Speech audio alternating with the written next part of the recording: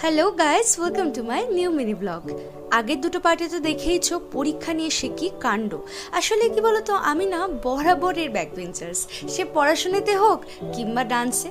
এবার আসি আসল কথায়, পরীক্ষা কেমন হলো? পরীক্ষাটা আমার বেশ ভালোই হয়েছে, কারণ স্যার যা যা কোশ্চেন করেছিলেন আমি প্রত্যেকটা অ্যাটেন্ড করেছি, আর আমার অ্যান্সারগুলো নিয়ে আমি বেশ স্যাটিসফাইড। এবার যদি সব ঠিকঠাক থাকে না, তাহলে আশা করি প্রিভিয়াস ইয়ারের মতো একটা সম্মানজনক রেজাল্ট করতে পারবো। সবার মুখ দেখে বুঝতে পারছো তো কতটা চাপ নেমে গেছে আমাদের থেকে, তাই ছবি তোলা আমাদের আর শেষ হচ্ছিল না। আর সেলিব্রেট করার জন্য ব্যাস ওই 2 টাকার পেপসি কিনে সবাই খেতে খেতে বাড়ি চলে গেলাম।